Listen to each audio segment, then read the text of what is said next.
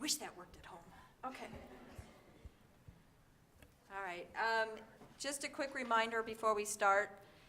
If anybody would like to speak at the call of the public, there's blue cards out on the table in the lobby. You can just fill that out and bring it up to any one of the board members, and we can go ahead and, excuse me, okay, daughter. And we can go ahead and have you speak at the call of the public. So with that, I'm going to call the governing board meeting of November 29th to order. It is 6:34. Lisa, roll call, please. Present. Present. Present. Present. Present. All right. And I would like to ask Mr. Evan Grace if he would please lead us in the Pledge of Allegiance.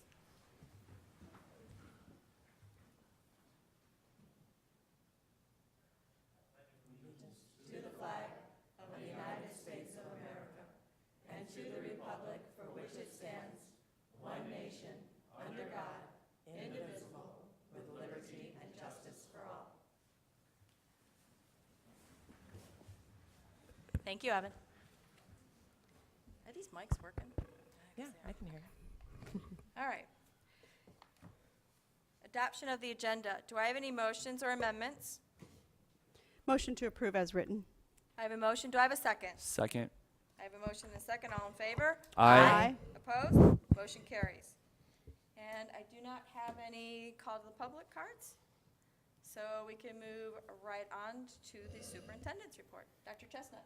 Thank you, President Coutre, members of the governing board. Several things to report on tonight and some student recognition. So we will start with Rotary Students of the Month and turn it over to Aaron Roush from the Rotary Club.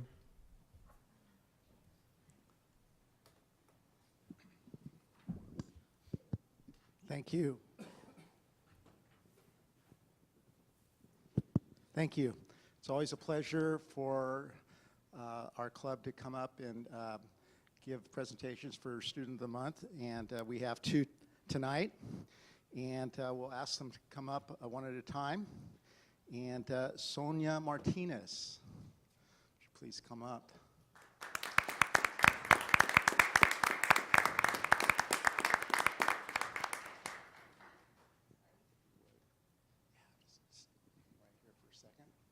I want to talk a little about you, embarrass you a little bit. Sonia is a senior at Maricopa High School, and the staff and administration have selected her for the October Rotary of the Student Month. Sonia's guidance counselor, Gretchen Mazahari, nominated her for this award. Our Rotary Club is told that her maturity, as well as the focus and seriousness that you apply to your current academics and your future, is greatly admired. As staff is amazed at how much time you give underclassmen in tutoring and helping them stay on task and being such a great mentor. Sonia assists in the bookstore and is such a responsible assistant there. Sonia goes over and above to make sure her tasks are done efficiently and cheerfully with a smile and a great attitude. Sonia's diligence to do her schoolwork and extracurricular involvement in the chamber, color guard, winter guard, have also been commended on her part. So thank you very much and congratulations.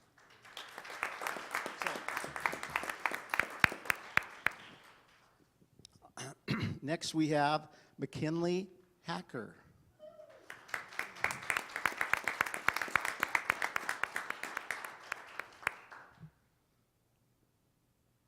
Thank you. We'll talk a little bit about you, McKinley. McKinley is an 8th grader at Desert Wind Middle School. McKinley is the daughter of Mr. and Mrs. Hacker. McKinley has been selected by the staff for the October Student of the Month. Rotary Club is told McKinley is a very outstanding student. She always strives to put 100% effort into her academics and extracurricular activities. McKinley is also a member of the Desert Wind soccer team and National Junior Honor Society. It's also reported to us that McKinley excels academically and always does her best to provide thorough written answers to questions and scientific concepts. McKinley is eager to do individual projects or group projects that are meant to incorporate visual elements, such as diagrams, charts, sketches, and thinking maps. McKinley creates a high-quality product that is suitable for sharing with students that need more assistance or an example to follow. Our club is also told she is usually one finished with her assignment the first and with her best effort. It is also said that with pride, McKinley is a true example of tiger pride. So thank you very much. Congratulations.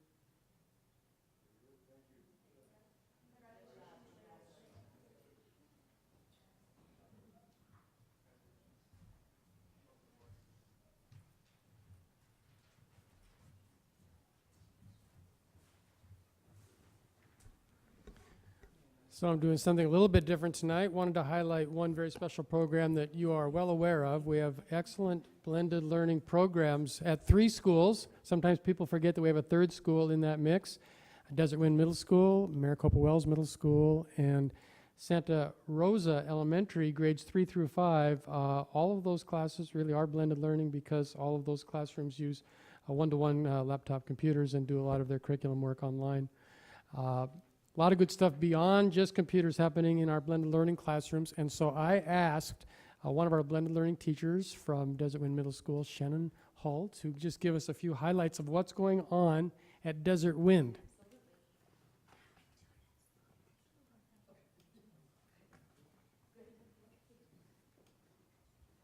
Thank you so much for letting me just come in and talk to you guys. I appreciate it. I have to grab the mic.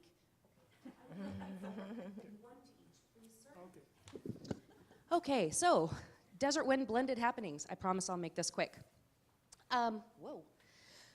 At the beginning of the year, one of our veterans came in. We have a really good relationship with our veterans at the VFW, and one of our veterans popped in one day. His name is Goldie, and he got some flags. He went up to the National Cemetery up in Phoenix after Memorial Day, and they put up the flags for Memorial Day. Well, they took them down, and they were actually going to throw them away.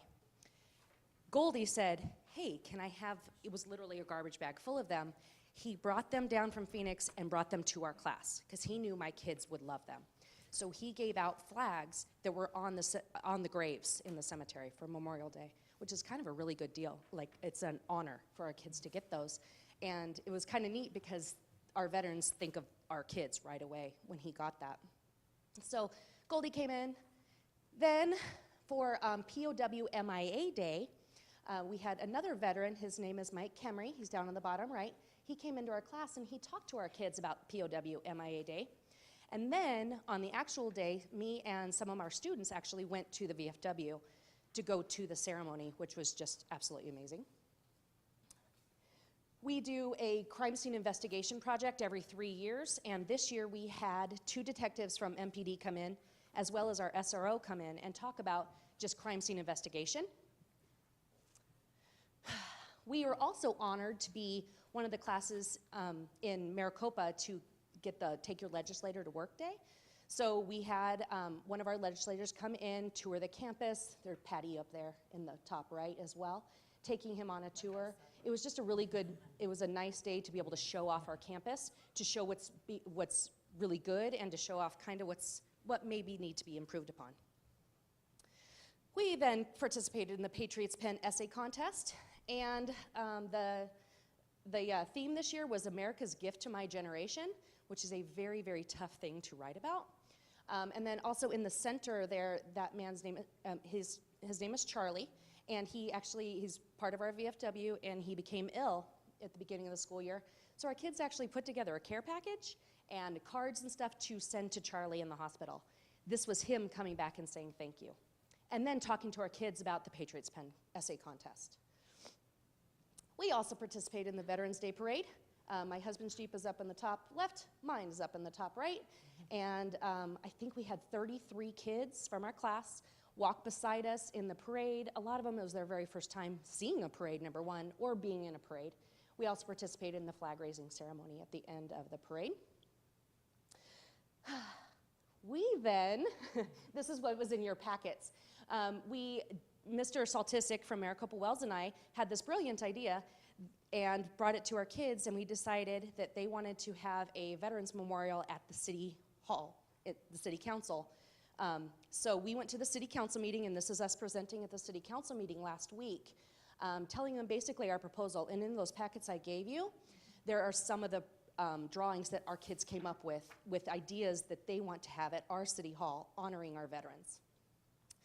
Let's see here. The next one, this is actually our Veterans Center over right across the parking lot from here, and there's a little wall with a little plaque on it, but it's blank on one side. Our veterans came to my class and said, we want to make this prettier. So in the other pages that you guys got, there are 2 drawings, and our kids came up with what they actually want to do with the VFW memorial that's sitting at the VFW center over here. We also had all the military vehicles that went and stopped at Bashes the day after the Veterans Day Parade, and me and some of my kids actually went to that too. That was really cool. Then part of their service project for for the Veterans Day Memorial was doing a service project. So we worked with the VFW and the MANA House, which MANA stands for Marines, Army, Navy, Air Force, and it's a house like a transition house for veterans that are homeless or transitioning out of being homeless. So we collected 17 big boxes of toiletries and socks for our veterans. That was a school ride thing that we did for Desert Wind, and my blended class kind of spearheaded that. Right now, we're looking forward to Future Cities. We have 4 weeks and 2 days until the end of the semester. And we are really focusing on ending the semester strong and getting ready for school city testing. So it was a really busy month in November, and we just kind of wanted to show you guys we don't just sit there on computers all day. It's not all about just the kids learning and taking the tests. It's about community involvement. Thank you. Very nice.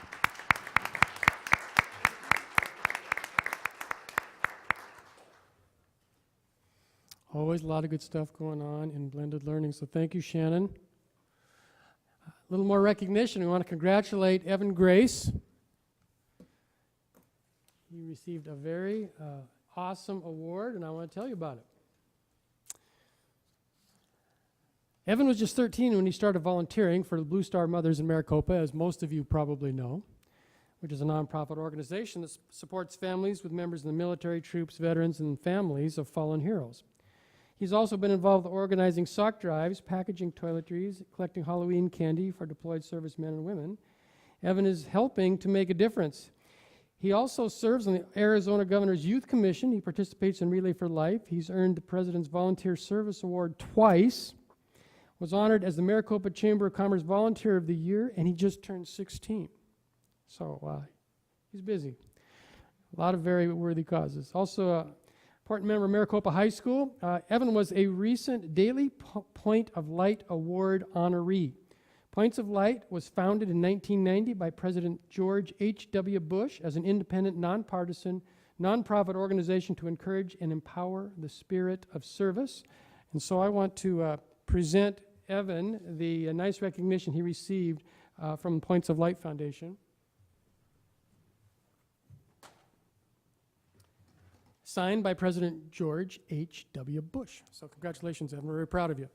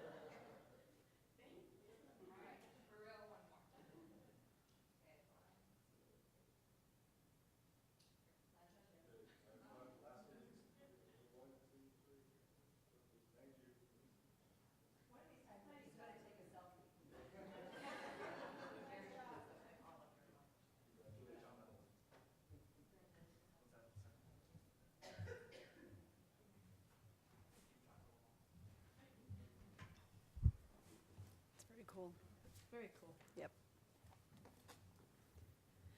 Congratulations, Evan. We are proud of you. Good work. A couple other things. You may have seen this in the paper today, yesterday. Mrs. Archerette at Santa Cruz Elementary, third grade teacher there, received a $5,000 grant from the Fiesta Bowl Foundation.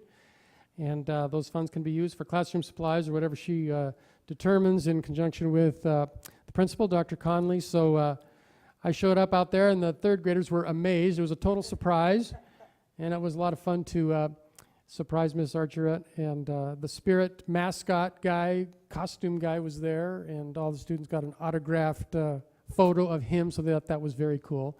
And she got the $5,000 check. So there are only 150 of those being distributed in the state of Arizona, so that was pretty cool that she applied for that and received it. Attended the Maricopa Economic Development Alliance board meeting today. Good meeting as usual. And I just have to show this picture one last time because we finally crossed the finish line, and the Ram Academy portable classrooms, and there's 2 of them there, are being used. We got certificate of occupancy before Thanksgiving, and the Ram Academy got stuff moved in there, I believe, the day before Thanksgiving. I know they're using it this week. The classroom is very nice, and it's hard to see, but there's 2 trees planted there. There's actually granite rock down, and our own maintenance crew will be putting a little cement pad out there with a picnic table and stuff, and maybe put a little, we're starting to use artificial turf on entries, so we're going to put a little artificial turf out there to green it up just a little bit. And anyway, it's a nice facility, and we're very happy that Ram Academy, their home is now complete, and they're moving forward and making good progress, so it's very cool. Also, along the same lines, the food bank is now open for business. That was before Thanksgiving as well, and began distributing food from their new site, at their new temporary site at Santa Cruz Elementary. So we're happy that we could help that program out as they build their new facility. So that is all I have. Thank you, Dr. Chestnut. Governing board member reports. Mrs. Anderson. Still recovering from Thanksgiving. I did attend the legislative workshop with ASBAs with Mrs. Coutre, so it was great to get all the updates and figure out what's going on and kind of how to get our ducks in a row when it comes time for January, February, and March during the legislative sessions. So that was very, very informative, and if any of you want more information on how you become an advocate, you can go to azsba.org and click on the advocacy link, and it'll lead you right to where you need to go. It gives you a list of who our representatives are. It's an instant link where you click on it, and it takes you right to their message board. So I would encourage you to start doing that. As we find out about the different educational bills that'll come down, we'll know more in January, and we'll definitely give you that information. But it was great. I'm glad they do that, and I was able to get more information. The other thing is, as many of you know, I also serve on a domestic violence board of directors and with Against Abuse, and I just want to thank the community.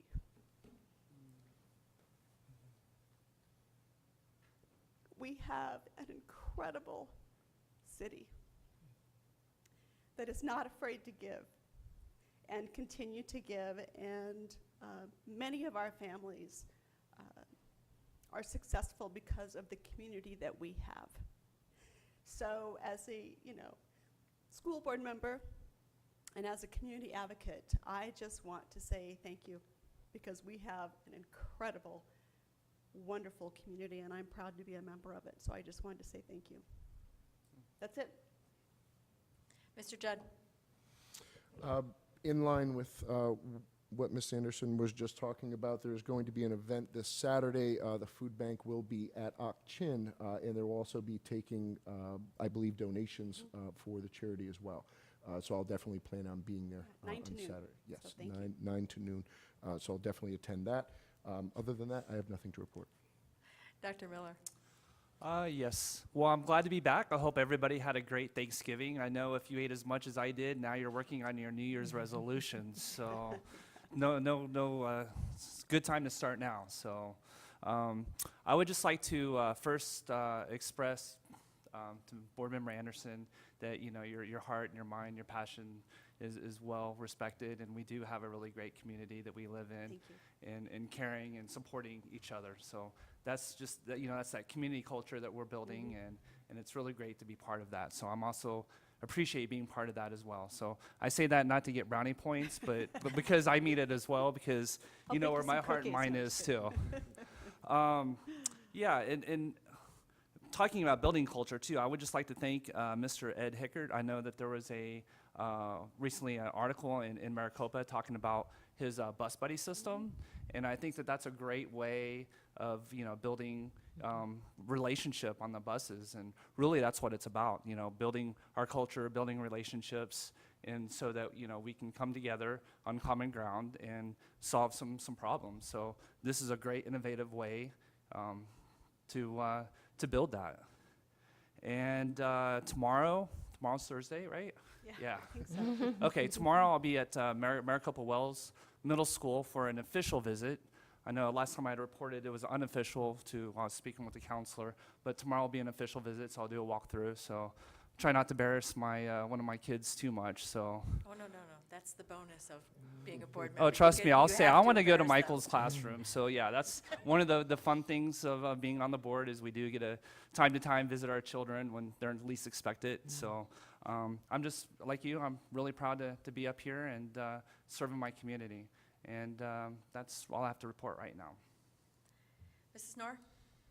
Sure, just a couple things along those lines of the community support. I just want to thank all of the schools that participated in the food drive for the food bank for Thanksgiving. My family, my children go to Pima Butte, participated through that school, and there were just boxes upon boxes of canned goods that were going over to the food bank. And I just think it's wonderful that every year our schools with Treasured Smiles help support the food bank. I'm sure it happens in other schools. I've just never seen year after year the schools do that food drive for the local food bank. So I think it's great. And again, indicative of the great community we have. And then I did get to take in a Desert Winds soccer game last week, I believe. And I don't have any kids playing in Desert Winds, but I got to go see their soccer team perform, and they won, and they did a great job. They've got a great coach, and it was just fun to see the middle school sports and the kids involved and having fun. So that's all I have. Great. I did attend the legislative conference with Mrs. Anderson, and that was very informative. And now we're into soccer season, so I spend a lot of evenings at the high school. And we're finishing up with the football boosters. We have their banquet this Saturday at the Duke, which will be really nice for them. And then I just wanted to reiterate, and I know there was I posted something on Facebook about, you know, we're going into this superintendent search process. And I just want the community to know that this board is dedicated to make sure that this process is transparent and that we involve all of our stakeholders in it, and that when we make our decisions that we're going to be coming fully prepared to make the best decisions for our district. And I just want everyone to try to be involved as much as you possibly can. Most of these meetings are going to be public meetings, open meetings. They may be special meetings. They might not be included in the regular scheduled board meeting, because we do want to be mindful of the time that is spent away from our families as well, and for our public and all of our stakeholders. So just kind of keep that in mind as we're going forward. It's going to be a busy few months, and we really appreciate your support, and we always want your feedback.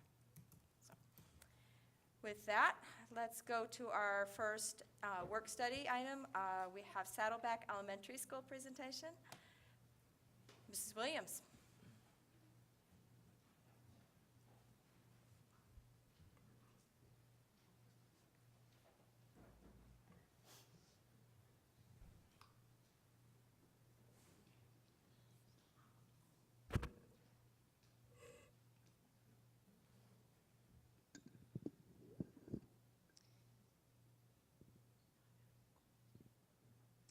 You guys ready?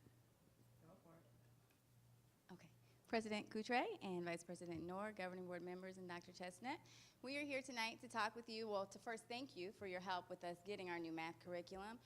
That was here at the beginning of the school year, and we have been using it. So we have been charged with the task of answering 3 questions today. So what we are going to do is we are going to break that up by grade level, and I have 3 teachers who are going to talk to you about how we are using the new curriculum within our school. So first we have from 5th grade, Mrs. Christina Sorensen. Good evening. My name is Christina Sorensen, and I'm a 5th year, 5th grade teacher at Saddleback. I collaborated with several teachers to have a better understanding of how the math curriculum is being implemented. Saddleback has done an amazing job of implementing the new curriculum into our math classes with full fidelity. The new math curriculum offers an abundance of resources to help develop a deep understanding of the standards. It gives you anywhere, anytime access to all instruction, resources, data, and professional development delivered instantly. When preparing for lessons, teachers have access to professional development videos detailing what the standard entails and how to teach a concept. Listen and look videos are another great resource with suggested activities, possible student misconceptions of the standards, and guidance for intervention. When collaborating with various teachers, the following are the most used resources. Solve and share worksheet problems provide students the opportunity to determine a solution with what they already know before even beginning a lesson. Visual learning videos include real-world problems requiring audience participation. Guided practice in the workbook helps to go over the concepts and gives students an opportunity to participate and ask questions. The online components is extensive and has the same format for every grade level. Sorry, lost my place.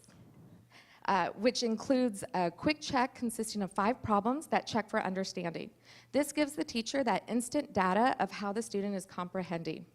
Our math curriculum includes a variety of center activities, such as hands-on games, problem-solving reading activities with maths, science and math activities, digital math tool activities, which are perfect for preparing our students for state testing. Online math games, online adaptive lessons, online videos. All of these online components can be assigned to a student to log on and work at their own pace. My personal favorite is the differentiated resources that are available. These are resources online to assist with our ELL population, which has been very useful. There are intervention activities geared towards each lesson, perfect for RTI or small groups. I'll turn your attention to some of the images that I thought correlated with some of the resources I talked about. The professional development video is perfect for your first-year teacher or even your seasoned teacher, as well as the look and listen always begins a video with essential understanding of the lesson.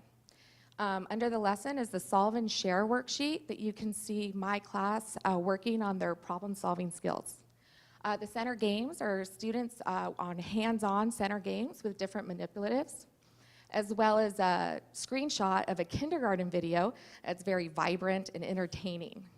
The differentiation piece is the actual different resources that you can send home in Spanish, along with parent letters, kind of going over the unit that we're beginning. Also, that's the intervention system that is from K through 6, so it helps clear up the gap between any learning issues. Again, thank you for your time. I'm going to turn it over to Mrs. Holworth. Good evening. So I'm just kind of addressing the change and the growth that we've seen in our kiddos using this so far. We are using it on a daily basis, and we really have noticed the one thing that we've seen a lot of change in is the academic vocabulary. And if you look at this first top left corner, you'll see K through 5 or higher, I don't even know, to be honest with you, but we all have the same outline in our book. So every chapter begins with these vocabulary cards.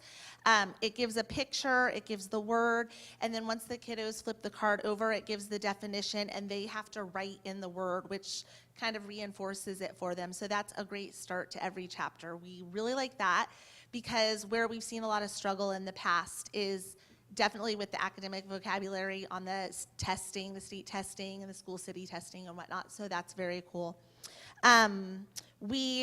have definitely seen a lot of improvements with that. We also feel that the rigor of the books is really good because it just addresses much higher level thinking. So if you look on the top right, there's an example of a higher level thinking question. So this is a second grade question. It says, Chris wants to subtract 76, take away 42. Write the steps that he can be able to take to subtract 42 from 76 on the 100 chart. So by the middle of second grade, they all can solve 76, take away 42, writing it. But the challenge comes in where they have to explain it. And if they can explain it, we know that they truly understand it. So what they've been doing, and we're actually on this chapter right now, is they have to write out in words, so it's incorporating the writing, the reading aspect of it. Chris would have to go up 3 lines for the 10s, move to the left, X number for the 1s, and then it shows us that they really truly are understanding that. You can also see this slide right here. They have different charts and different graphs. They have to read those problems, find the missing number. So it's definitely helping us see that they truly, truly are understanding not only the vocabulary, but the lesson being taught. We have not had the fortune of seeing their test results yet because we are taking our school city test next week, but we really do feel confident that they're going to show a lot of growth with it because the academic vocabulary is there for them, and that's a huge part of it, as we've seen in the years past. So I'm going to hand it over to one of our awesome kindergarten teachers, Miss Sarah Black. Hello, I'm Ms. Black, and I am addressing the improvements that we have made to Envisions. As we progress through this year and we become more and more familiar with Envisions, we have been making adjustments to meet the needs of our students.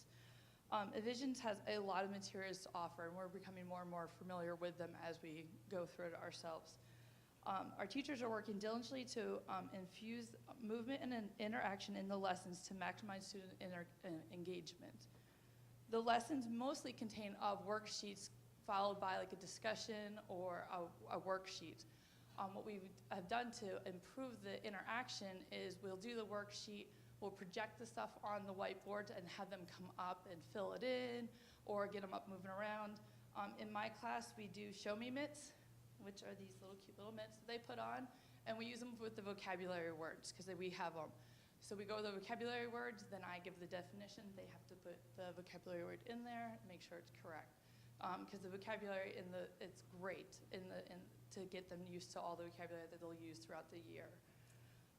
The teachers are making improvements as we go along to get them more interactive. We use a lot of Kagan in the classrooms, get them up, partner working, get them talking about the lessons, so they're not just sitting and doing the worksheets. The space has been a little bit of an issue. The workbooks are very big. I brought one with you. This is a kindergarten workbook. And it was very hard for them to navigate through this. I took the option of ripping them all out and handing them to the students so they can better use them. They flip through them, and it makes it easier for them. They've learned to navigate through this very well. And it was less frustrating for the lower grades. You know, when we gave them the whole book, they were kind of confused and kind of flipping and coloring all over the book. So with the kindergartners, the smaller packages worked very well. One of the biggest things that we're trying to troubleshoot is the wording. Some of the, when you're asking the questions, it's very complex and it's hard, so we learn to break them up individually for the kids, but it makes it hard for the independent work. So we're learning that we have to make more adjustments to that, walk the kids through each step, and for their center time, just rewording stuff sometimes, bringing back that vocabulary that we're used to talking to them about, that they're used to seeing, and get them used to the vocabulary because they're going to see it through the whole year. Every book has the vocabulary and they'll see it through 5th grade. So some of my slides, this is my class working. The first sheet is there, we're watching a video of the lesson, which we usually start off with, and then we go into the show me mitts. You can see on the bottom one there, I have them coming up to the whiteboard to become interactive, and then the last picture there is using the Kagan. They were doing the pair up, share up, talking about the numbers and stuff like that. So.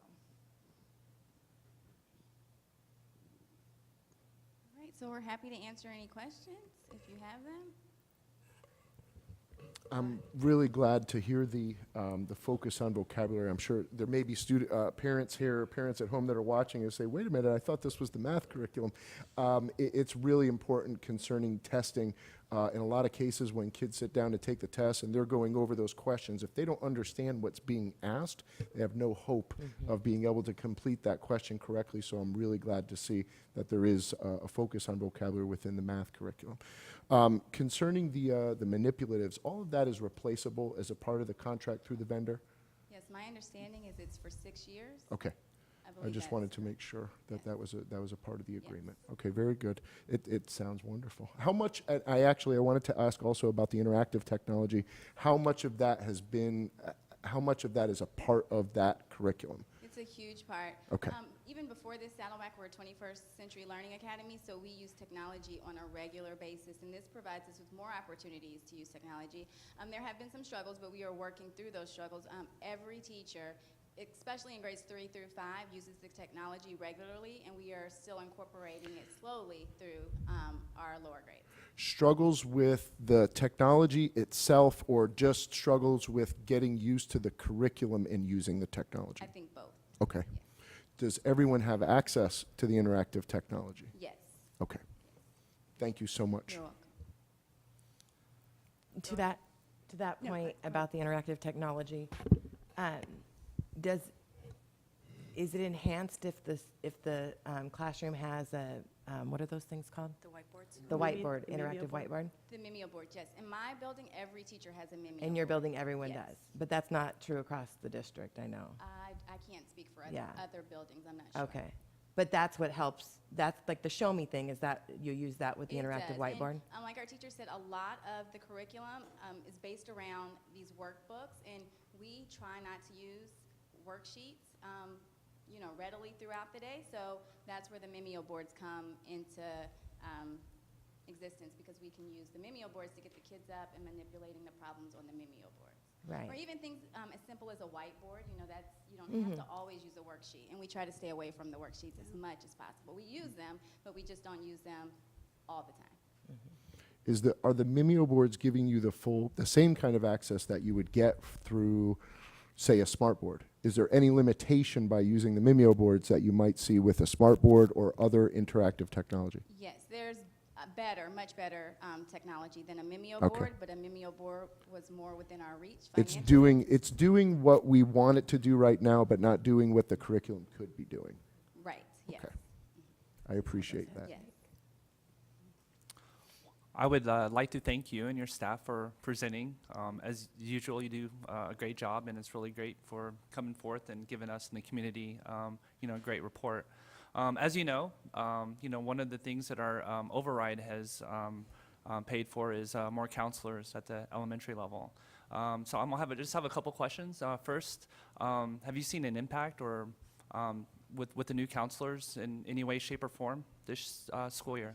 Yes, our counselor is Rebecca Horn. She's with us on a half day on Thursday and all day on Friday. So when she is there, she is of great help to us, yes. And what's that evidenced by? Well, it just helps Dr. Sun, my assistant principal. It helps her, it helps me. We have a SPED counselor, but we've never had someone who can just work with our general ed population. So she's able to just problem solve. She does things for all students regardless of need. Sometimes it's just a simple classroom presentation. That's helpful. Just her presence there, if someone needs someone to talk to, it's great to have. So then you would agree that the override funds spent this way has definitely been helpful to Absolutely. the school. Yeah. Okay, and my next question, conventionally, in light of referrals to the counselors, usually the students or their peers or their parents may provide those referrals. Can you speak to any of maybe the teachers? Because there, over the years, there's been quite a few tragedies and divorce and behavior is kind of linked to those type of things. Is there any thing that the teachers are really looking for in terms of sending those referrals for students or the process for the counselors? Well, I don't know that there's a specific reason, or if one outweighs another. I think our kids just nowadays, they have so much more going on than we ever could imagine. So just having someone there to be able to talk to them and process things is very helpful. Our teachers, they do a lot of the referrals. It's not really the parents. Once the teacher Okay. refers, the counselor contacts the parent, and most of the parents are okay with it, but our teachers do most of the referring for the counselor. Is there any? She's been coming into the classroom. She's been opening up like a Google spreadsheet, and she asks us what need we have as a classroom, and she comes in and presents to the whole classroom, which is awesome because typically only individual kids have been seeing the counselor or the psychologist, but she came into my room last week and she did a lesson on just team building, and it was fantastic. And all the kids know her and they say hello to her. She's been really, really neat for us in second grade. So I think she's done presentations all around the school also. Okay. Well, good. So if you had a, back to my magic wand question. So in relation to the counselor, the referrals, is there anything that you would like to see happen or change or improve in terms of student access to counselors and psychologists, or do you think that it's working well, we're right now? grateful. We're very grateful to have her. If she could be there every day, that would be awesome. But I know I have to share, so I share pretty well. So we lend her to Santa Rosa the days that she's not with us. But there's one little kiddo. He's in kindergarten every day. Is Mrs. Horn here? He came to my office today. First thing, hi, Mrs. Williams. Is Mrs. Horn here? So he's saying good morning to me, but he really wants Mrs. Horn. So if she could be with us every day, that would be wonderful. Okay. Thank you. You're welcome. Felicia, I just have one quick question. I know that when we started this new curriculum, all your staff had to learn it. So is there a couple of teachers that have kind of taken the lead to help mentor some of the other teachers with this Well, I don't know that implementation? anyone has really taken the lead. I think we're all learning. And I think because it's new to all of us, it's just been a trial and error type period. I mean, I have 3 fabulous volunteers who volunteer their time to come, but then I also have several other wonderful teachers who are in the audience who do just as much as well. So I think we're all kind of in the same boat. I don't think that there's a leader in the pack in that regard. I think they're all working really hard to just learn and grow and do their very best for our kids. And how much time is spent professional development-wise with, discovering the challenges and how to meet those challenges? Well, we spend as much time as we can. There was a recent training 2 Wednesdays ago, I believe, that we sent our leadership team to. They went and they learned, and then they came back, and then they talked to their peers. So we spend as much time as we can, but there are also so many other new things. We have a writing program that we're learning. We have School City that we're learning. So it's just a lot, but we're doing as much as we can whenever we can. And so you know that we are obviously looking at the possibility and the probability of adopting a new ELA Yes. curriculum. How much of a burden would that be on the staff, knowing what you guys have gone through this year with the new math curriculum and School City and everything else? I mean, I'm speaking for them. I'm not in the classroom, but I don't foresee it as a burden. To me, it's a help. Okay. When I was in the classroom, I had a curriculum. I cannot imagine what it would be like to teach without a curriculum. New So these curriculum people is a are- gift, never Yeah, it a is a burden. gift. I It's don't like believe that it would be a unwrapping burden. stuff at Christmas. I Yes, the just want to teacher, make sure like- that we don't, the last thing that we don't want to do as a board is overburden our teachers with. Would it be-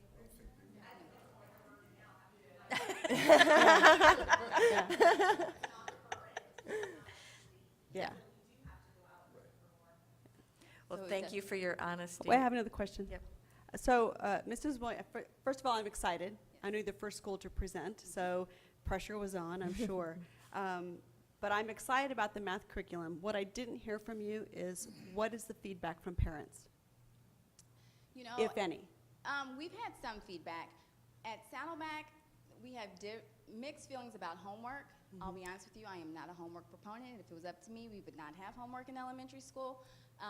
However, some teachers feel that they need to give a little bit of homework, so we have stipulations. A lot of parents have asked us why we don't send homework, but with the new Common Core standards, a lot of parents don't understand Right. the work. So I think that's been the only complaint, that the rigor is so much more challenging that they don't understand it. And I'll admit, I have kids, I have a 3rd grader, and I had to ask a 3rd grade teacher, how do I do this with her? Because I was way over her head, and she needed something very simple.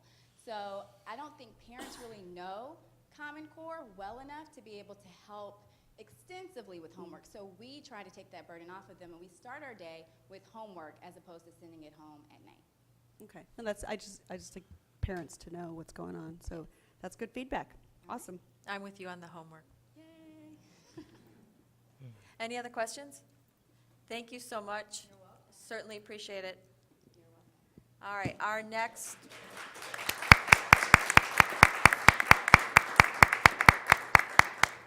And thanks to the rest of the staff for coming out and supporting them. I know. All right, our next work study is our mentoring program with Heidi. How many times are we going to have this presentation? This is mentoring, this isn't, Should be up there.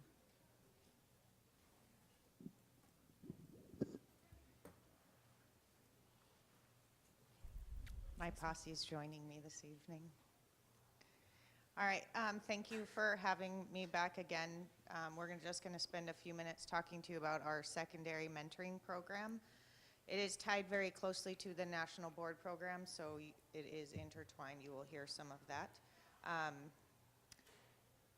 I will introduce my mentors.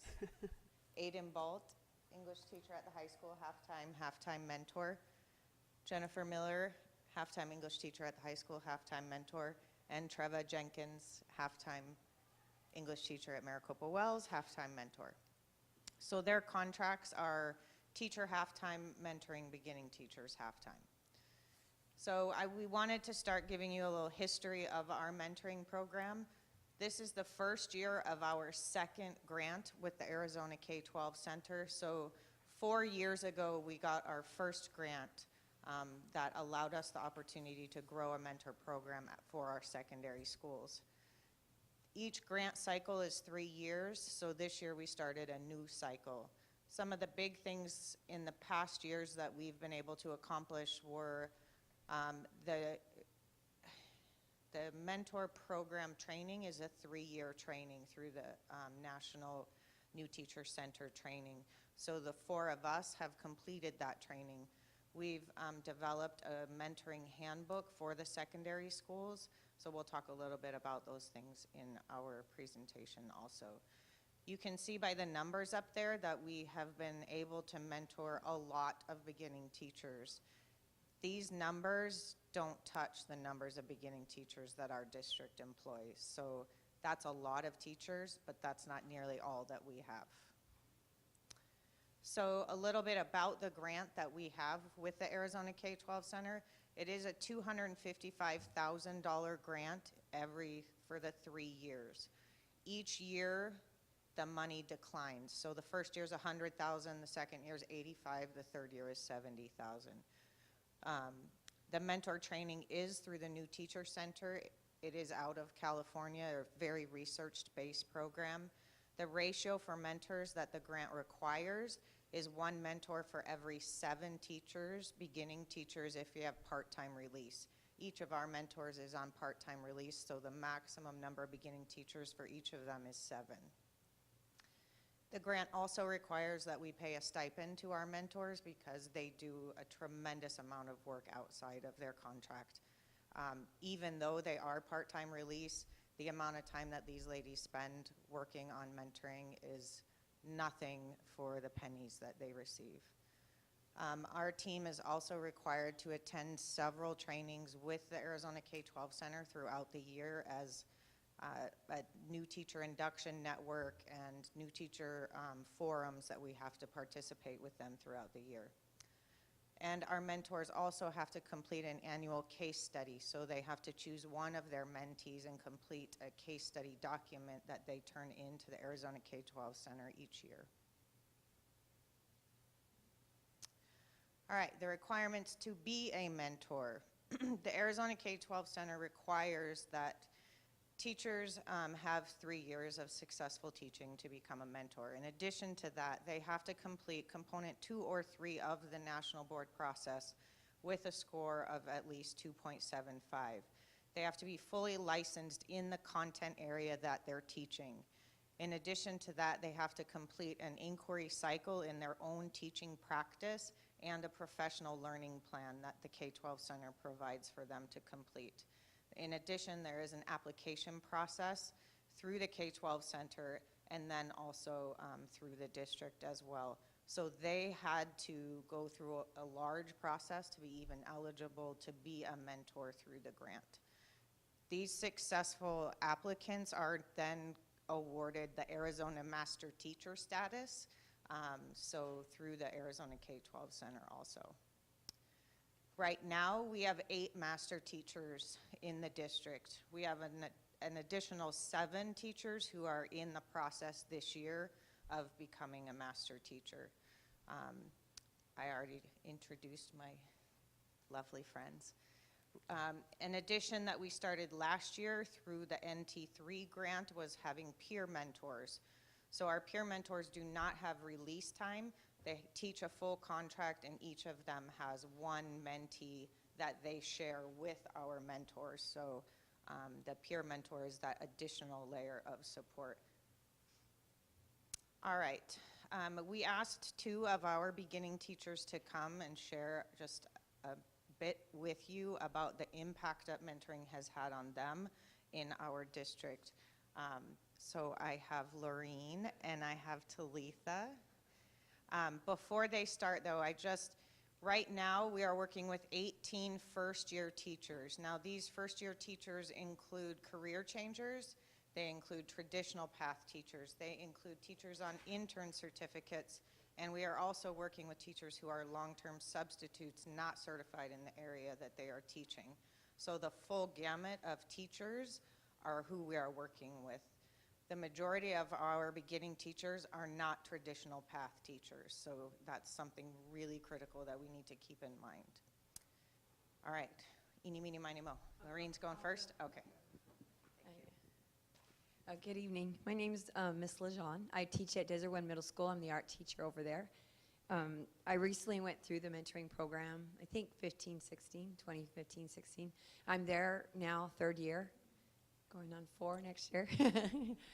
So the program that I found when I went through it was very helpful. I came from design and art background, and that was my degree from ASU. And working in that industry, language has changed in education. So when they said, I'm giving a student a referral, I was like, oh, they're moving up, getting a job? No, that didn't happen. No, that's not how it works. So I guess referrals are not a good thing. So anyway, when I did that and the transition, the language is very strange and different, so I had to learn it, and the mentoring helped me do that. I could bounce things off them and say, okay, what is this? Not sure. The other thing that helped me was bridge the gap with the differences on what's going on with district and what's going on with my culture in my classroom and the kids and the students, administration, all this stuff's going on. And then education itself and me getting into it. So I was able to talk to someone and other than administration and them come into my classroom and figure out a way to work. Especially with electives and as an art teacher, there's my individualistic unique perspective on how to teach it from working in that industry, and then also to fulfill the requirements that you guys needed, and also for state. So that was a learning process that I needed. It was huge, but it accelerated my learning. I feel like I jumped ahead because I was able to talk to someone all the time and say, okay, this is what's going on. I need to get this done. I'm not happy with this. And then they'd give me ideas. So it went way beyond the classroom when we met, and way beyond what I was being taught in education for my master's program also. Okay, another benefit for me was I had someone that allowed me to speak on any matter that I needed to. And then that was beneficial so that I didn't feel like it was going to go against me because I was still trying to figure things out. So I appreciate that a lot. And then things that arise at a moment's notice, like culture in the classroom. Our kids are different at Desert Wind. I love them. They're great. And it's just, we're just different. And so that was very helpful to me. So I have to say my benefit for me is that I can learn quicker and faster if I understand little things that someone can tell me what they are, and then I can move forward with that. The one thing that I would say that I learn and how I understand is I'm a big picture person. I want to know everything, and then I can break it down and figure out how I'm going to go at it. So I like to know a lot, so I ask a lot of questions. So big picture was huge for me. And I know that with mentoring, they have the time to do that. And so that was beneficial for me. All right, that's all I have to say. Thank you. Hello. Good evening. My name is Talitha Martin, and I teach 9th and 12th grade English language arts at MHS. And I'm going to read more than be conversational, which I'm sorry about, but I've been teaching Shakespeare for a month, so at least you'll be able to understand what I'm saying instead of, you know, I could be a little flowerier, I guess, with what I'm going to read. So my husband is a math teacher with the RAM Academy, and he and I were both hired from Kansas to come as part of the override, so thank you for that. My experience with mentoring as a brand new teacher in Kansas was extremely positive. We come from a highly rated district there that has a strong district-wide mentoring program for all teachers new or new to district who teach K through 12.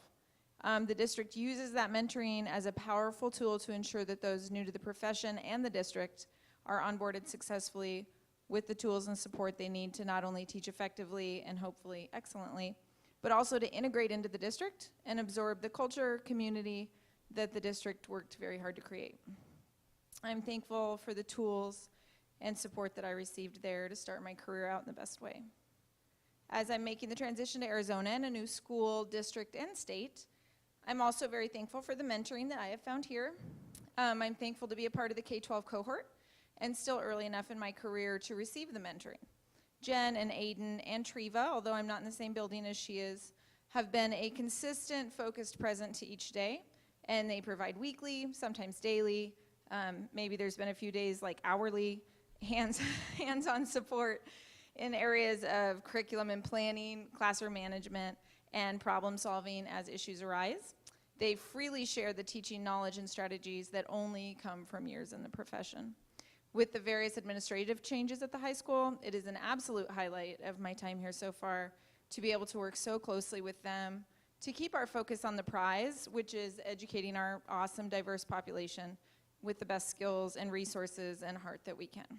I think of the many teachers new to the district that started with me here this year, and I wish they all had that same built-in support as we navigate things.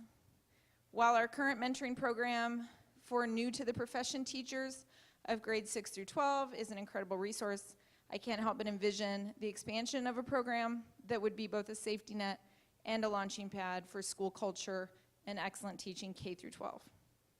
The best way to communicate a strong message to students and families is to begin with consistent communication amongst ourselves, and mentoring provides just that. In the business world, mentoring is how company culture stays strong for generations, and in the educational setting, mentoring can and should provide the same. Common goals, common tools, common language, and an active place to hone ideas and strategies that best serve our students, our schools, and our community. We have wonderful mentors who give incredible time and attention to the profession, and I'm grateful to know them and to begin my Arizona journey with them. Thank you for your time.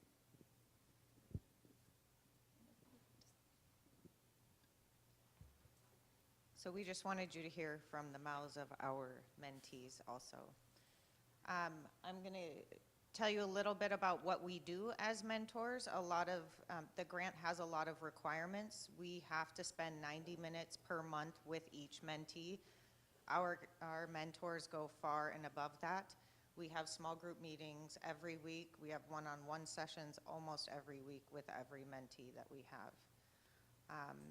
The top 5 areas of focus for us are classroom management, lesson planning, coaching conversations and goal setting, classroom observations, and analysis of student work. We really want our teachers to dig into what are their students doing, what is it showing them, does it tie back to the standards, the objectives, and how are we assessing that? The new Teacher Center training focuses on teacher effectiveness, teacher retention, and teacher leadership. These are things that we believe in wholeheartedly, and this training program is absolutely amazing. Mentoring has an impact on teachers. It has an impact on student performance. You can't deny it. The research is there. There are a lot of tools that the new Teacher Center has trained us on that we have shared with other administrators and teachers within the district also. Here's an example of a seating chart tool. When we're in observing classrooms, we'll draw a picture of the seating chart, and then we have all these little codes that we use to identify what's happening in the class. It gives teachers data, real data, not subjective. It's very real. This is what's happening in your room, so let's have a conversation about it. We log all of our interactions with our mentors and mentees in an online system so that that data is easily tracked as well. We have collaborative assessment logs that we do every time that we have a one-on-one conversation with our mentees. The New Teacher Center has established 10 standards for mentoring. So this is a chart of the amount of time that our mentors are spending with each standard with our mentees. The professional development that we provide for our beginning teachers goes above just those things that we have to track. We do a lot of reflective conversations. We have a lot of one-on-one support, group support. We'll do small group sessions. If teachers are looking for something in a specific area, teachers will come together and have those kind of conversations. Our mentors have also been trained in cognitive coaching, so the reflective prompts are huge for us. How did this go? How did you feel about it? What would you do different next time? This is another one of the tools that we use, a gradual release instructional model. So it's kind of the I do, we do, you do, and really breaking down with teachers how to do that in their own classroom. All right, here are some gaps that we identify within our own program. We provide support to new teachers to teaching. We do not provide support to new to our district teachers. We don't have enough of us. We lack services for our year 3 teachers and beyond. We are only able to meet our beginning teachers in years 1 and 2. We lack services for those struggling teachers not new to teaching. We've had principals and other teachers come and ask us, can we join mentoring? Can we have can we assign someone to mentoring? That's not the intent or the practice of this program, but that piece is something that's missing. Our program is specific to our secondary schools. We don't have this kind of support program structure in place at the elementaries. We also identify that there's a lack of universal understanding and commitment to what we are doing. We have teachers who ask to get out of mentoring. We have administrators who say, oh, they're really good, they don't need mentoring. Well, it's not about that. It's about you're a first-year teacher in our district, and here's what we're doing to help you grow your practice and impact your students. So some of the things we would like to see next. We would like to be able to expand this program to serve additional teachers in need across the district. We would like to have continued support for using master teachers as the mentors. We believe that master teachers have gone through a process to prove that their practice is at a level where they can mentor teachers. We also believe that we should continue to use the New Teacher Center model. It is research-based. Our secondary schools are in their 4th year of using this model, and we believe it has tremendous potential to bring to the elementaries. The last big ask is that we increase our contract days for our mentors. They spend their entire week before school starts here working with our new teachers when they're not on contract. So we would like to answer whatever questions you all have for us. I have a couple questions. First, thank you for presenting. Thank you, everybody else who presented. I think you did a great job. And just a couple questions I have. One, are you familiar with what an infallibility error is? It's like when, say, a person you're supervising, I guess it kind of goes, in psychology, it kind of goes within the, I don't know what they call it, the difficult personality type, but the know-it-all, you know, but they're kind of hard to get that feedback, you know, sometimes from others. They call it the infallibility error. So when you do approach another teacher who's like, you know, I really don't need mentoring, you know, I think I'm doing pretty good, how do you deal with that infallibility error? Okay, Aiden's jumping to answer this question, and I'm going to let her. But the thing is, mentoring's not an option. you're going to participate in this program. I think that's the first thing I wanted to say is it really speaks to what Talitha was talking about. And Heidi also talked about it. Throughout our mentor training, we have to participate with other districts who have adopted the same mentoring model. So we work with a lot of mentors throughout the valley. We work with mentors from Prescott and Tucson, in Yuma, like all over Arizona. And that onboarding piece, the building district culture is huge. And so there's that layer to it.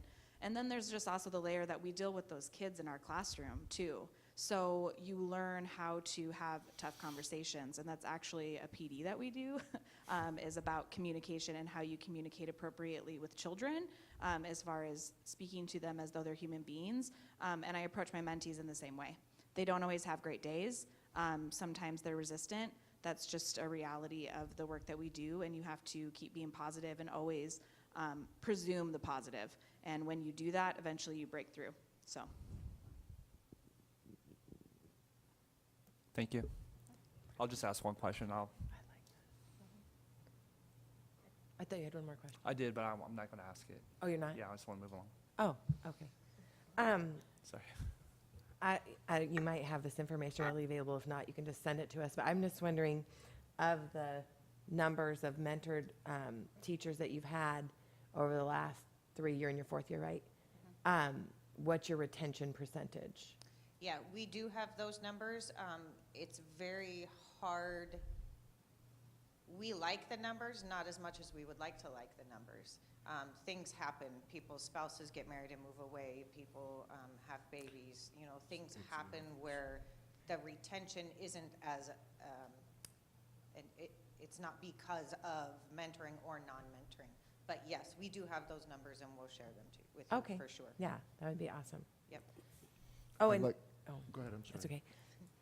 What are some of the other districts? I think you mentioned there's other districts doing this. We have there are six other districts that have the same grant that we do right now. Cartwright Elementary, Avondale, Baltz Elementary, Humboldt finished theirs. They don't have the grant now. Lake Havasu also has it. We are the only district that strictly focuses on our secondary schools. Okay. Thank you. First, before I can ask, get you a complete list of them too. Okay, great. Thank you. before I ask the question, I'd just like to say thank you to all of you that take on that additional task. I can only imagine how much it adds to your workload. Is there a cost incurred to going through that process to become a mentor that is not at this point covered by the district? No. Everything that you have to pay for is covered by the district? And okay, I just wanted to make sure By that the there's grant. For now. For now. Well, right. Yeah. There's a little caveat there. Okay. Right now, component 2 or 3 So is. much like the NCBT, where it's all Correct. depending on the grant? Okay. Yes, All yes. right. Just want to put that in the back of my head. So to yes, make right sure that now, that any continues. teacher who is a part of the national board process can go through the master teacher process for free. I can't state enough how important that this program is, and that regardless of what happens with that grant, that we continue it. Especially when you're a new teacher, you are on an island, and you are very much on your own, and having people to be able to be a sounding board makes an enormous difference. When you have someone to communicate concerns with, they're going to be able to direct you, to be able to give advice, to even just hear you talk, is an enormous bonus for a first-year teacher. So I hope that the board does everything we can in order to be able to maintain the program. Thank you again. I've just identified a huge piece that I forgot to include in the slideshow was that our mentors are non-evaluative.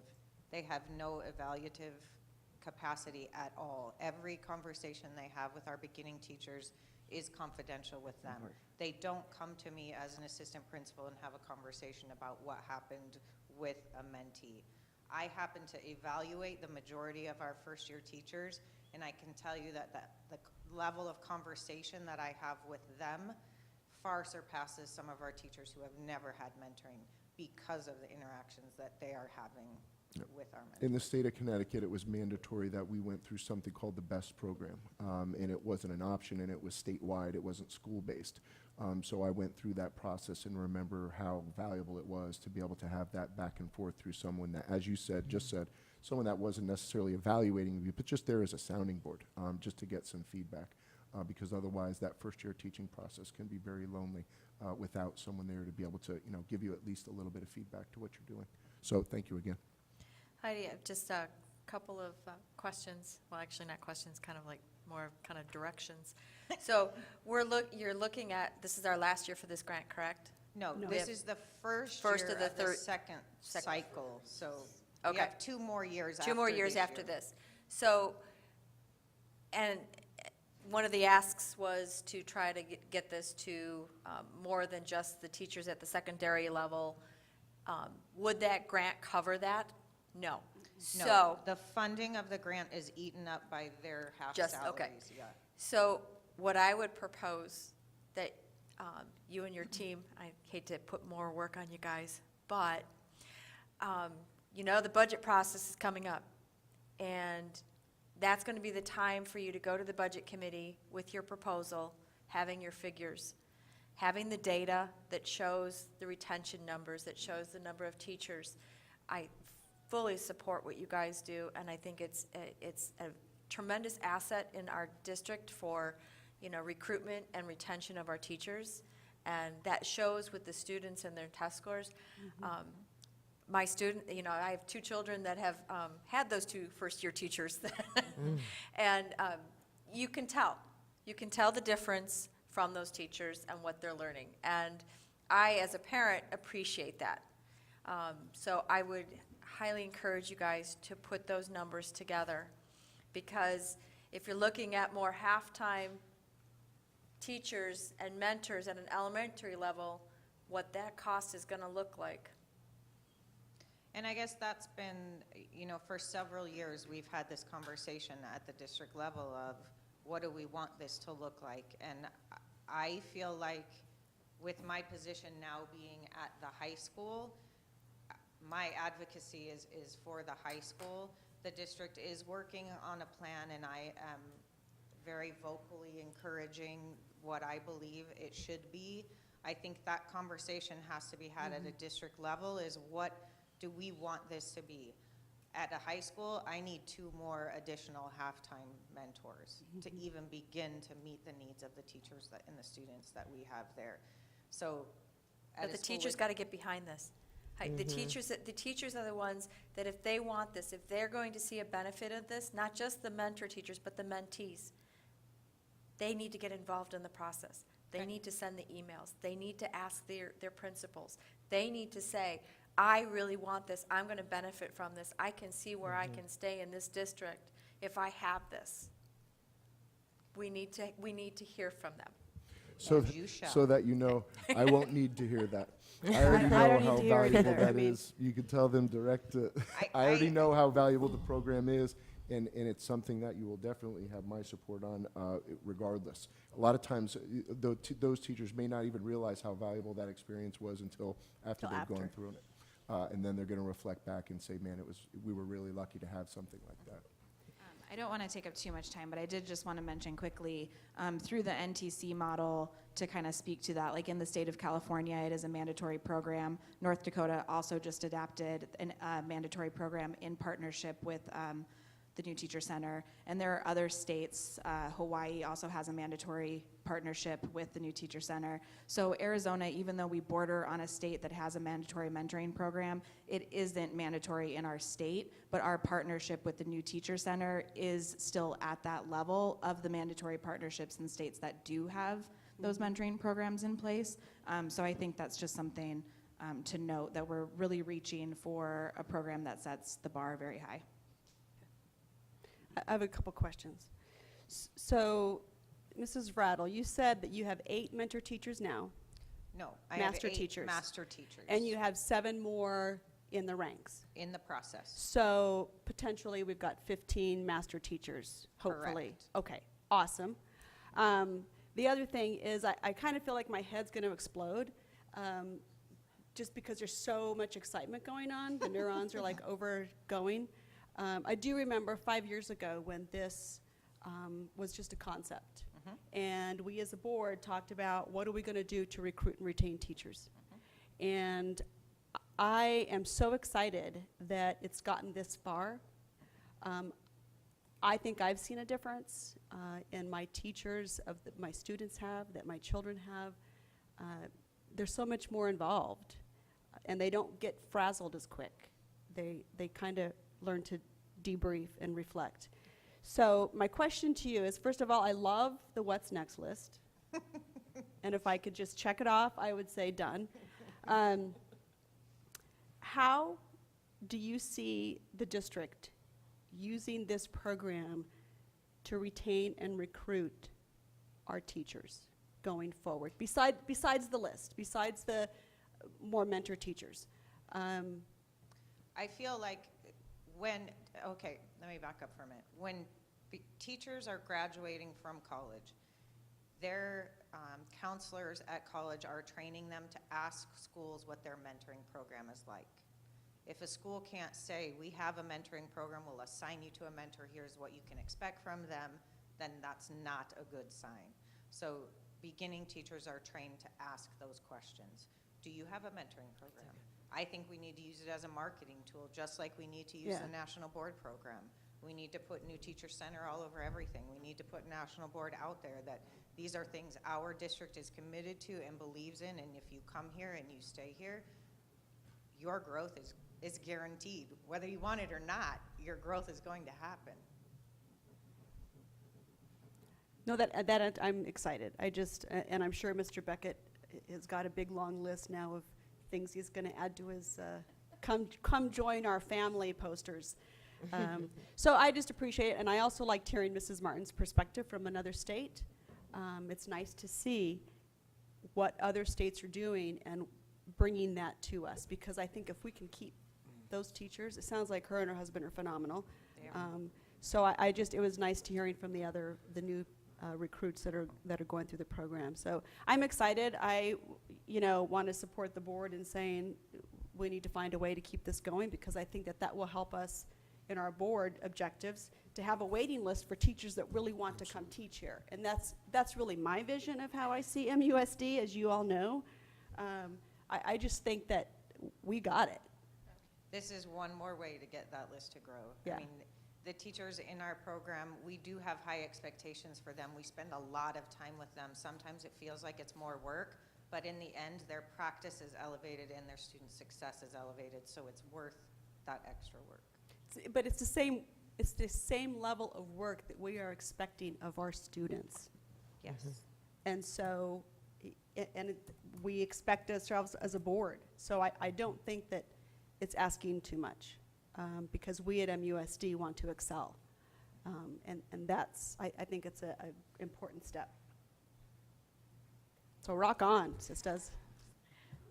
Any other questions? Just keep in mind, it's the secondary schools, the I elementaries know, is where we need it would be nice to get be able to expand it. Some of our peer mentors are at the elementary schools, and some of those 7 candidates for master teacher are at our elementary schools also. Okay. So. But I think even more than having the teachers buy into it, I think that as a district and as a board, if we say, hey, here's the direction we're going, that's what sets the tone.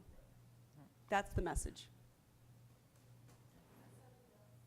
Oh, no, sorry, you've already spoken. You can't. I'm just kidding.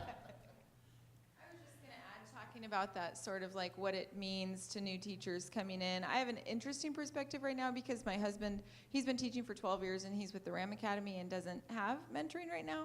So being new to a state and district and like everything all at once, to me, like a big piece of mentoring is community, because teaching is surprisingly really isolating. You are like grinding it with the kids all day, and there's some days where you're just like, am I losing my mind? Am I totally alone? Am I terrible at this? And not all, like, you would think that you could just go to anybody all the time and have those conversations, but you can't always. Sometimes you happen to find good people you work with, and my husband certainly is finding that, but there is that piece of Like, there are dedicated people I can go to, and that camaraderie, and even in the mentoring meetings, like, you build, those relationships are like nothing else. Your new teacher relationships or your new to a school relationships are the relationships that make you, like, I'm so excited to come back again. Like, this is great, like, to be there and have that community. So I think that aspect for all teachers new to the district is incredibly valuable, just that feeling of community. There's people checking in on me, seeing about me. I know who to ask about things like copiers and staplers and all sorts of stuff, and then the big stuff too. Yeah. Before you go, I just want to say thank you for being here. There's a lot of people in this room that pounded in a lot of signs and did a lot of work and got that override passed, and I think you are the first, if I'm not mistaken, teacher to be in here that is part of the override. So we just want to say welcome. Thank you so much. We have a Thank lot you of faith so much. in- It was in a what you can whirlwind do. for us. My Yes. parents live here, and we came to visit last Christmas, and we saw these jobs posted, and we're like, well, okay, let's try that. And then it happened so fast. We're like, whoa, here we are. So I'm thankful for my community. people. Thank you very much. And I can't help but say, but thank you for representing those Kansas Jayhawks well. Thank you. Got to do it. Okay, moving on. Thank you. All right, our monthly financial report for July and August. Mr. Roush?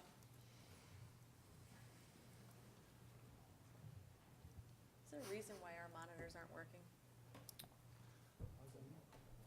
Okay. Thank you, President Coutray, members of the board, Dr. Chestnut. We have two monthly financial reports, and we're playing a little bit catch up because we kind of update them after we close our books and our AFR. So we have July and August, and I'll just kind of go over that. We always like to feature part of our district, and the July part we're featuring is the Marching Rams Band, as you can see. I always like to have a little fun with that. Do you have any questions on that financial report? No, any questions? from me. July? I don't And then have any. August, we are featuring one of our really good teachers, Master Sergeant Deshaun Gregory, comes up for the August. And again, part of what we do in July and August is we build in our encumbrances and stuff, and we have most of them in there, as you can see if you look at the M&O budget on page F1. So you can see, but if you have any questions with Any that? Nope. Not for me. Thank you. No. No questions. Okay. That's a good And thing.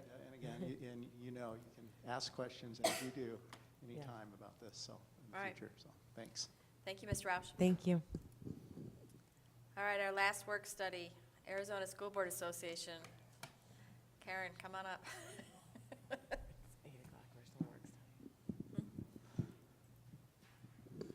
Can you hear me? Yep. Yes. Yeah. Good evening, President Coutray, Vice President Knorr, is that correct? And Governing Board, Dr. Chestnut, Cabinet. My name is Karen Gasket. I'm representing Arizona School Boards Association this evening, and I'm delighted to be here. I just have to make a side comment. I concur with your comments about the culture of this area for two reasons. One, the last time I've been in this area, I was about 12 years old. And it has changed significantly. Of course, since I'm older than dirt, I will not share with you how long ago that actually was, and I would encourage you not to guess. The other reason is, on my way here tonight, I'm from Phoenix. I love Phoenix. But driving in Phoenix, you may have noticed, I don't know if you have, people cut in front of you, especially late in the afternoon. But when I got into this community area, that was not the case.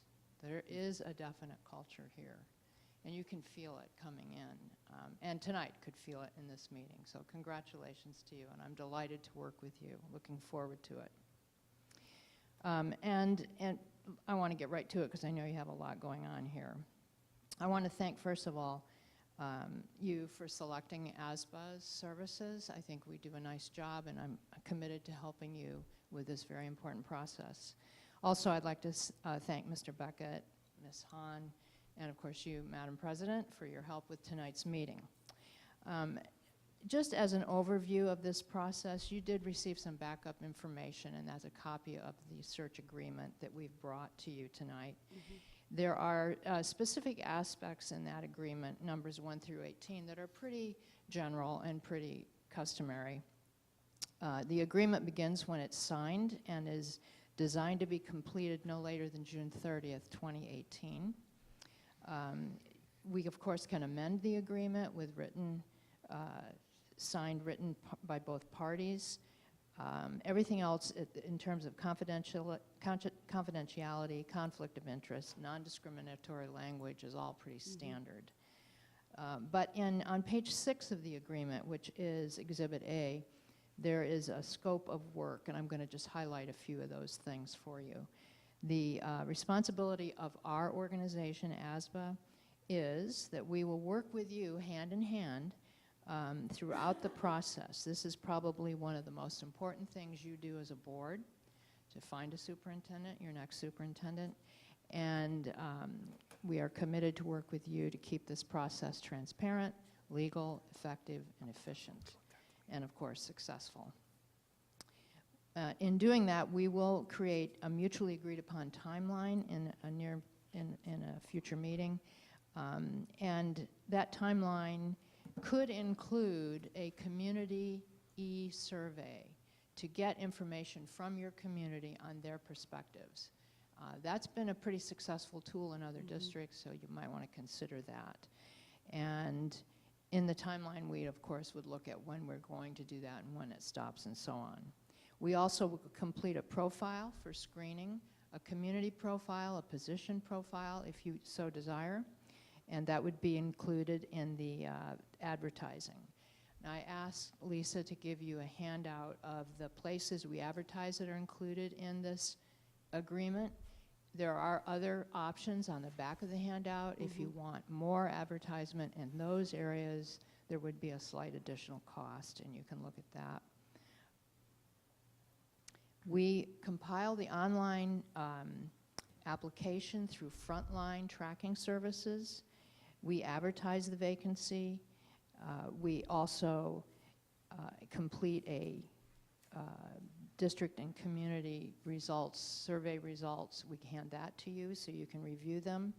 We arrange and facilitate the screening of the paperwork for you, with you, the initial interviews and the final interviews. We also would facilitate community leadership and district leadership meetings to get their perspectives for you and to keep them included in the process if you wish. We conduct background checks, and we also do provide all of the documents for you. After the process is completed, all the documents are given to you for your keeping. And then after the final selection of a candidate, we do provide a 3-hour post-hire training for the board and the new superintendent. We respond to all media requests, and we protect confidentiality.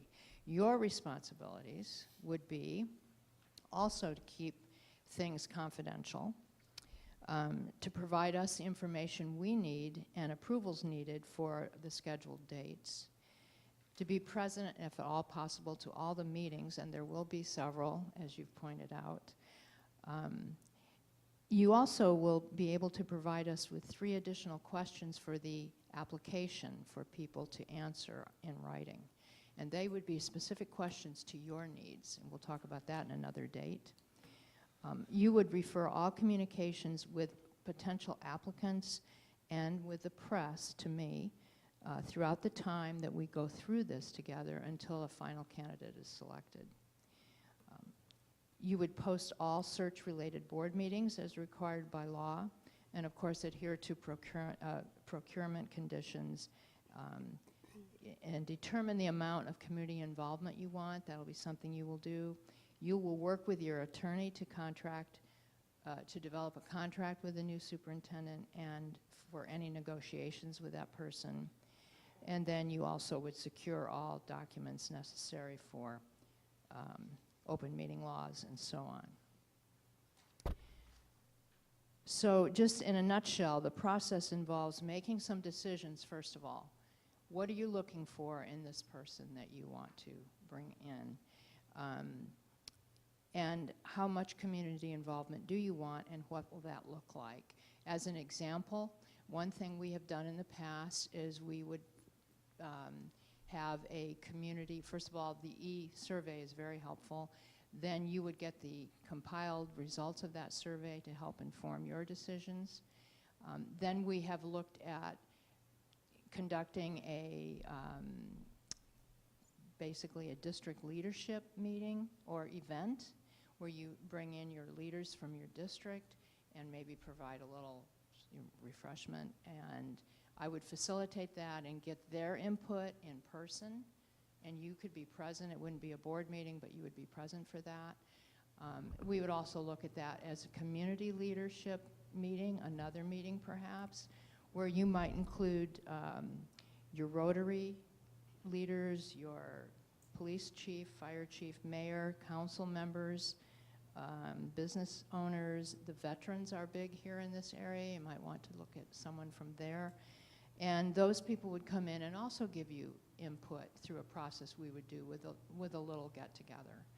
And again, you could be present to observe, but it would not be a board meeting. That's a kind of involvement you might want to have. So those decisions would need to be made. Also, what are the qualifications for the person you want? Do you want a doctorate? Do you want it to be required or preferred? Those are kind of things that we need to nail down before we post the position.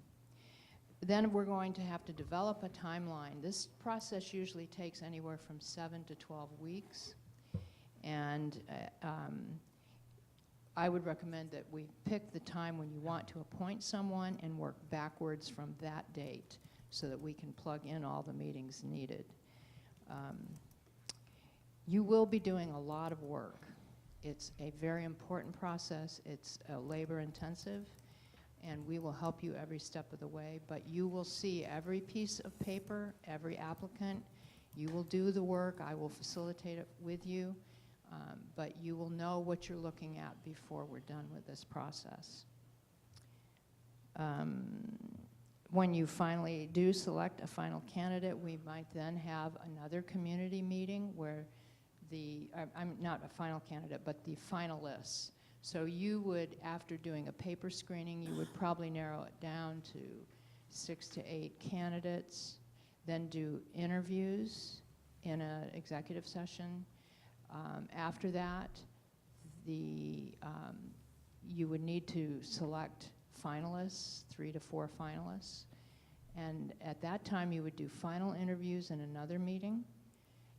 And then hold a community forum where anyone could come and ask questions of the candidates in a panel format, give you feedback on that process, and then you would make your final selection in an open session after executive session to discuss. So that's basically the outline of the process. If you go to Exhibit B, which is, if you have that in front of you, it's page. Well, actually, let me have you go to Exhibit C. That's the cost of this, just to capsulize that for you. The services that I've described and that are outlined in this agreement would include the cost of $9,600 for up to 7 pre- and post-hire meetings. It's usually accomplished in that number of meetings. But in the event that more would be required, there would be an additional $500 per meeting expense. I'm local, so your expenses in terms of hotel and so on are not going to be existing, and I try to eat very little, so that will help you also. And the other thing you might want to note is if there are more than 4 finalists, background checks. If you want more background checks than just the finalists, it would be $175 per person. So that's the cost. And then finally, Exhibit B on page 8 is the actual timeline that we would be looking at. And you can see in that document that we have a lot of decisions to make specifically that can't really be made tonight. If you approve this service agreement, then we can get into that a little bit more. One thing we are looking at this evening, of course, is approving this agreement and then also perhaps looking at appointing one member, usually the president, to be the signee for this to make things a little bit smoother in the future. But dates need to be determined. When would we post? When would we close? Usually, we want to have at least 3 weekends with the posting up. And you could have more, but I would not recommend less. And that allows for, you know, a wide net to advertise and get the candidates in. Typically, we get about 20 to 50, perhaps, candidates apply. And that's what you would be going through paperwork-wise. It takes a while. And then narrowing it down to 6 to 8, and then 3 to 4. So things that I would recommend you be ready for in terms of our next meeting would be, we're going to need to decide a timeline. So we'll have to look at calendars. You'll need to decide, do you want that e-survey for your community? How much stakeholder involvement do you want, and what does that look like? What would that look like for you? Be thinking about that. The job attributes, and I mentioned that a little bit, but I will send you some backup material to give you ideas of what we're talking about there. We don't have to get into details tonight. Also, we would be delighted to write for you and get your approval on a community profile, a written profile, and a position profile, so that once you approve that, we can include that in the posting and advertise it very thoroughly. You'll need to think about salary range, and again, I will send you some information about that. That'll be something we have to decide on. The projected timeline for the whole process that would go in the application. You'll also want to be thinking about what kind of specific questions would you want to include on the application. Specific to this district, what would you like to hear an applicant write about? Up to 3. Usually it's 2, but if you wanted 3, we can put 3 in there. And I think that is all I wanted to be sure to tell you. I'm happy to answer any questions. Yes. You were trying to ask earlier. I'm excited about choosing ASBA. I know from what I've heard from my friends in other districts that you guys do a great job. I'm looking forward to this. And you talked a lot about stakeholder involvement and even district leadership involvement, but do you do anything specific to teacher involvement, to a teacher forum, to say what they would like to see in the leader of their district? We certainly can do a specific one, or you can include teacher leadership in the district leadership one. Which is what we've done. We've done focus groups like that. We've had teachers focus group. We've had high school student focus group. So, and that's something that when we get together at the next meeting, we can decide what we want, what our stakeholder involvement's going to be. Great. Because we can list specific groups, you know, MEA and just different. Yes, that's awesome. Okay. Yes. Good. Any other questions? You guys look like deer in headlights. I know. You're welcome. This is going to be an easy process. Everything that I've heard from ASBA, from I other do districts that have question used about ASBA's, those been great. groups. Is there an additional cost, much like with the additional other candidates that you're calling for a background check? Is there an additional cost for each focus group that we may have? Question. I don't know. I'm not No. sure if you cover. Okay. No. The only additional cost might come if you have more than 7 meetings. Okay. But, you know, one thing that has been done in the past is we have the community meeting, the community leadership meeting on the same day that we might also have a district leadership meeting. Right. And that works out pretty well, and that would be one day. Thank you. Thank you. And thank you for recognizing the changes within our community and the culture. And as you're talking about the drive back to Phoenix, I don't know if you know 347's closed down, so you'll have to take an alternative I route. assumed because it was a very bad accident Yeah. coming in. So I'm going to go another way. But yes, it's an amazing community. I think it's quite a nicely kept secret. Beautiful area. Thank you. Thank you, It's Dr. beginning to Gaskin. feel like that. All right. So now we have homework to do. Yes, Okay. homework. So let's go into the consent agenda. Safe travels. Do I have a motion for the consent agenda? Motion to approve? I have a motion. Do I have a second? Second. All in favor? Aye. Opposed? Motion carries. All right, action items. My favorite one. Mr. Beckett, discussion and possible approval of the personnel schedule. Thank you, President Coutray, Vice President Noor, members of the Governing Board, Dr. Chestnut. You have the personnel schedule in front of you tonight. Be willing to answer any questions you may have on that at this point. I would, Mr. Beckett, I Yes, would sir. like to ask on line 9 Yes, sir. and line 11, Yes. with the budget amount for the annual salary, does that include benefits?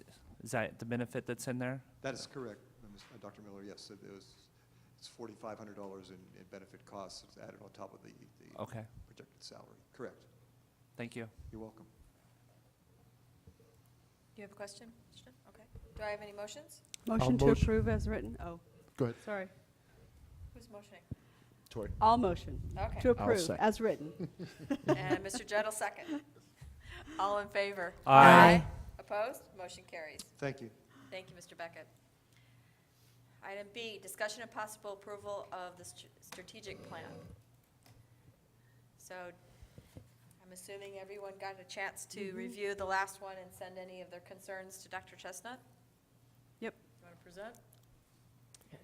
Yes, after our last meeting, made a few minor adjustments, so I think A lot. It looks good.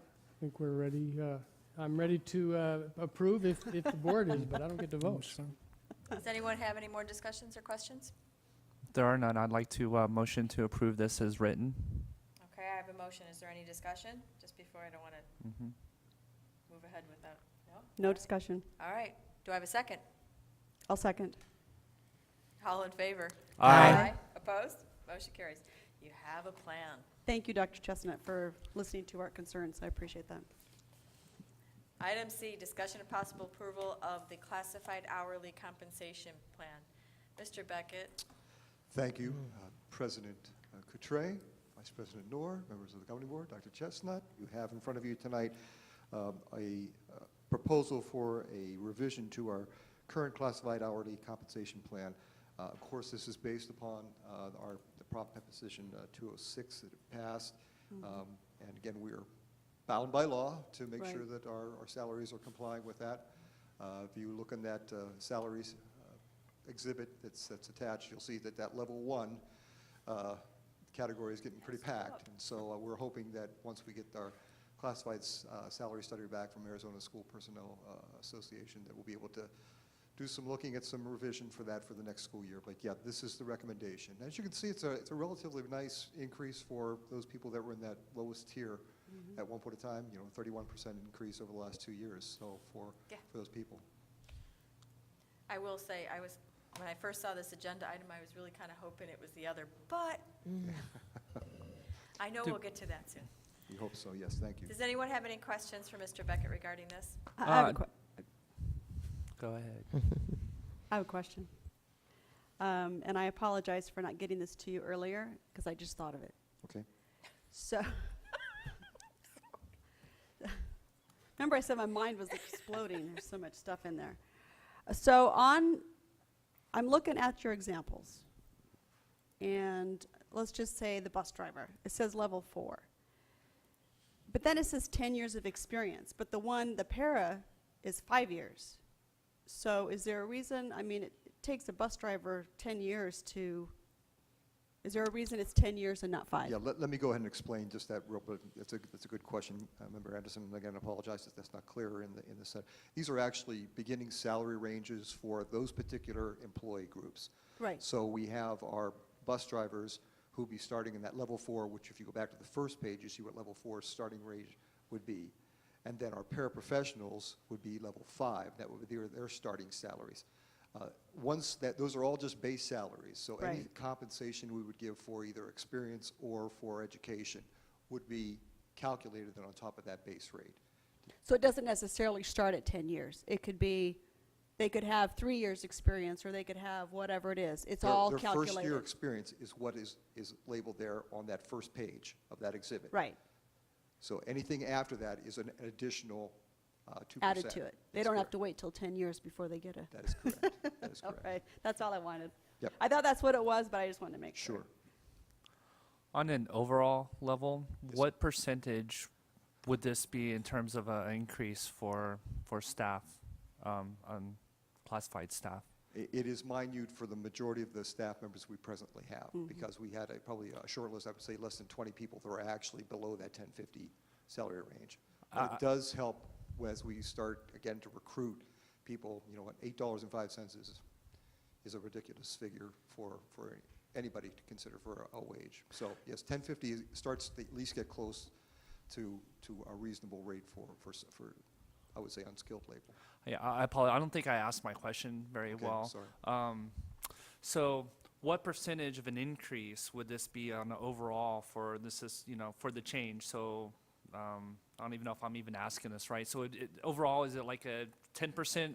Yeah, a 10% increase overall for classified staff, or is there any way of knowing that, or? The majority of the staff will be unaffected Okay. by the change. So it'd only be the About- small About amount that, 20 of course. employees we're talking about who would have been below that 1050 mark that we're going to raise their salary up I to that see. minimum So rate. then it wouldn't be statistically significant It to would be able to not, come up no. with that over. Okay, I- thank I you. think we estimated cost would be about $10,000. Okay, This is just for the minimum wage employees. right, Correct. right. Okay. Just to make sure that our employees are above that minimum wage Correct. Right. requirement now. Right. Yes, correct. And when did you say we're going to get that report from whoever's doing this? The deadline was the 9th of Okay. November, so they're working on, I'm sure, tabulating that. So maybe that information. January we might have some. I'm hoping December so that I have some time over break to Yeah. do some crunching. All right, do I have a motion? Motion to approve. I'm going to take that one. Okay. Ms. Anderson, I think I had that by like a All right, hair. Mr. Judd, do I have a second? I'll second. And Mrs. Anderson with the second. All in favor? Aye. Opposed? Motion carries. Thank you. Discussion and possible approval of the draft search agreement between Maricopa Unified and Arizona School Board Associations for the superintendent search. Do I have any more questions regarding this or a motion? Can I make a comment? Absolutely. I've had some questions from the community about this process and the cost associated with it, so I just want to clarify some things before we vote on it. First of all 5 of us up here do not get paid $1 to sit up here. We volunteer our precious, lovely time. In some cases, we pay babysitters while we sit here, so we actually lose money. But, so we are volunteers.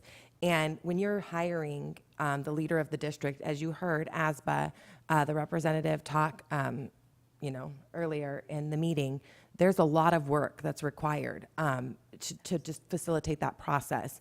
And as much as we all like to give of our time, we don't have that much time to be able to administer all of those things. And that's why we need someone like ASBA or a service to help us in obtaining a new administrator for the next school year. So I just want to clarify that because it's not that we just like to spend district money or that we're lazy.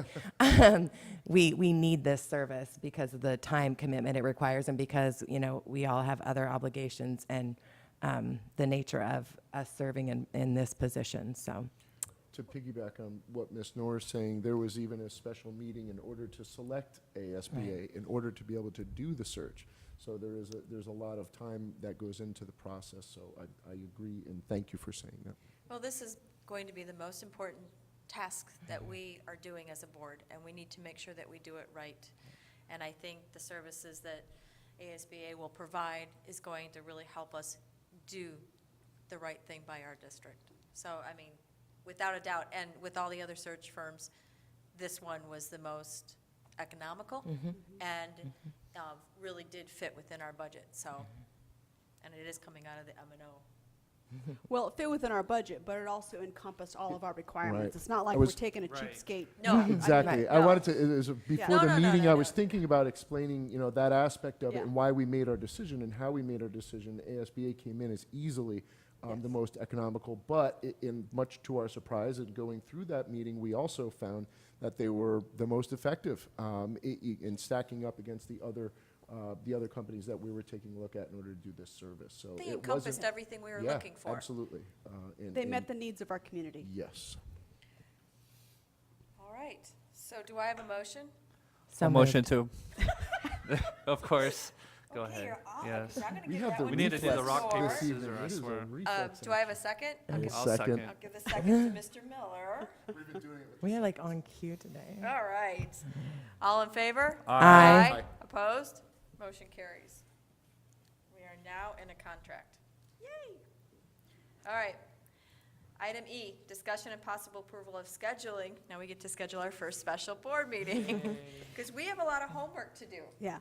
So, I looked at the calendar, and I know I'd asked Lisa to send something out to all of you.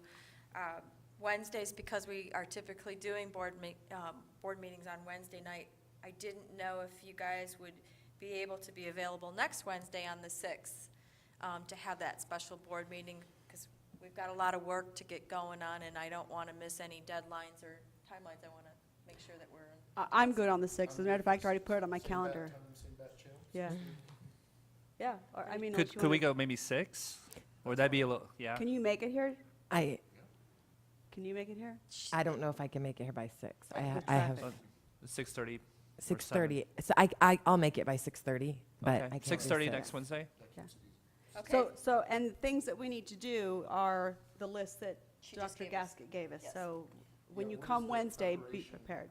She's going to send us some more information, but you need to kind of keep in mind, we need just yet. Right.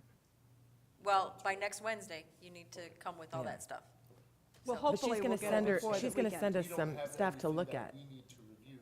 No, she's going to send some additional stuff to us. Right.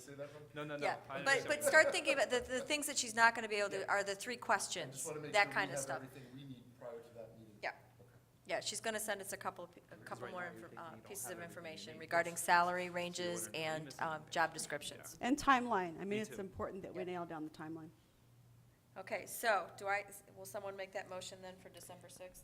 Can I make the motion? Yes, you may. Okay, I would like to make the motion to approve as written.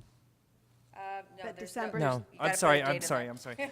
I'm typing this in as I'm trying Right. to speak. Yes, I know, right? I would like to motion that we approve a special meeting for next Wednesday at 6:30. All right, I have a motion. Do I have a second? Second.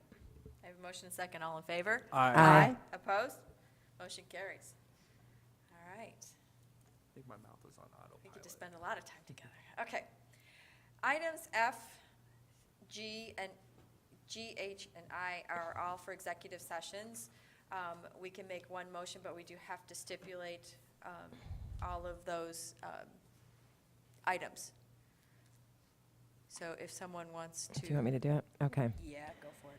I move that we approve to adjourn to executive session pursuant to ARS 38-431-03A3 to discuss and consult with legal advice with our attorney, and also to vote to convene an executive session for discussion of student A discipline matters, and also an executive session to convene for discussion of student B discipline matters, and finally to discuss an executive session to discuss student discipline matters for student C and expulsions for all 3. Very good. Do I have a second? I'll second that. Do you have a No question? Go ahead. Oh. Yes, she's Yes, here. she's here. Yeah. Okay, so I have a motion and a second. All in favor? Aye. Opposed? Motion carries. It is 8:29. We are in executive session. And we, before y'all go, we have things to sign here.